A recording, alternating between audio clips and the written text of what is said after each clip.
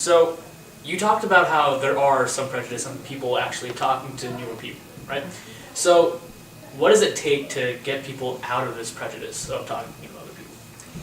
I honestly think what it takes is exposure. What people need is experience, interacting with people who are a little different, and then they see that it's not so strange and it's not so frightening. They see that there's more similarities than differences, but of course the wariness keeps that interaction from ever happening. But I think if we want to fix this problem, we need to put young people, put adults, anybody, in situations where they have a reason to interact with people who are different than they are. So basically we need to help educate them on like different cultures, different methods of how people do things. Or just put them together. Just come up with, you could educate them. You can talk to people till you're blue in the face, but they may not believe you until they have the experience of being with a group who's a little different than they are, or with a person who's a little different. So if you can set up a situation where a person is made to interact with people who are different than they are, they'll quickly get the experience and have the belief that others are not so bizarre.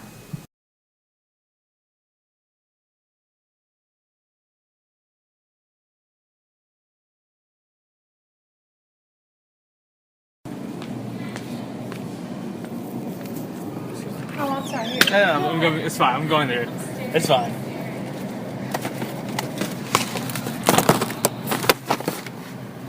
Just a fair warning. Never. Nice. Oh, yeah? Yeah, really great. Yeah. Sterile one. But it will change.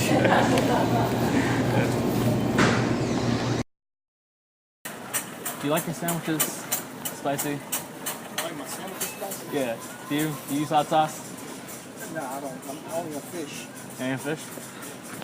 Do you usually use any of these sauces by any chance? So I'm trying to look for something to marinate my chicken with, but I don't know if any of these are good.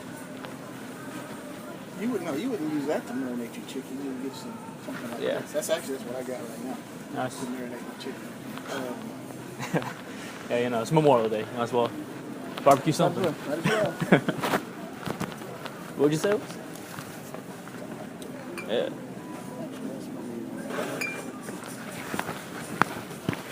It's got a little kick now? No, it doesn't have a kick to it. No, it's just like kind of sweet. To be quite honest with you, I've never used it. Okay. But I'm going to try it. You know how that goes. Actually, you made me forget what I was looking for. Huh? You made me forget what I was looking for. Oh, I'm sorry about that. And I deleted it off my phone because I Oh. thought I was right here. I can't remember. Well, I'm sorry about that. No, that's all right. I'll remember it. Just keep looking around. Something will jog your memory. Yeah, I'm gonna try to find somewhere else to get the spices because I don't feel like getting much. You don't look like a cook. You got a shirt and tie and everything. Oh well, I just came from one of my business meetings and Oh. yeah, I'm going home to cook for my family right now. Oh, okay. Yeah, so I want to try something. Yeah, I'm trying to surprise them because I just cook mildly. That's kind of where I am. Yeah. All right, were you good? Yeah, I'm good. All right. I'll get fine. All right. Thank you. All right. Okay. What we're trying to understand with this project is the difficulty people have in breaking past preconceived notions and finding not necessarily familiarity, but comfort with people that they don't necessarily know or who they might find strange or odd. So to that end, we've prepared a few questions, and if you're ready? Sure. Okay. So just to begin, what seems to be more prevalent in society today? A person that is closed off to things that they're unfamiliar with, or someone who's generally receptive to those sorts of things? I think it's more common to be a little wary of things that you're not familiar with. It's a natural human tendency that we're attracted to situations, to people with whom we feel comfortable, and that most of us have a slight wariness with toward people who seem a little different than we are.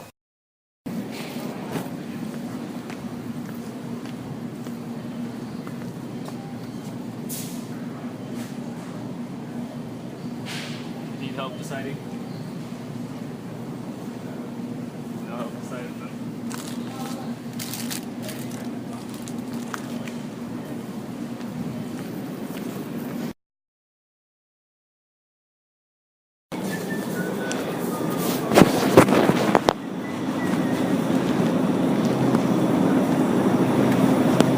spot beach from here in the past?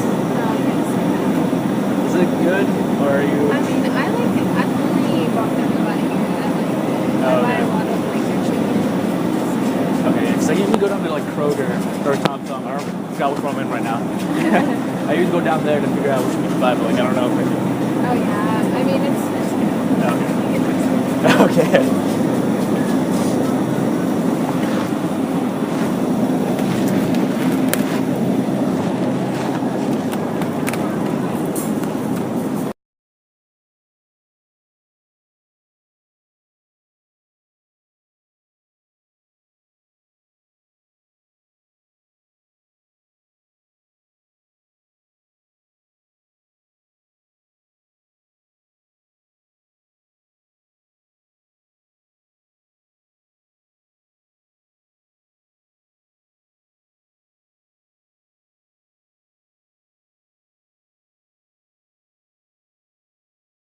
So from what I'm understanding then, it seems as though you can't really rely on any specific characteristic of a person to determine whether they are or are not receptive to the different oddities that they might be presented with in a strange situation.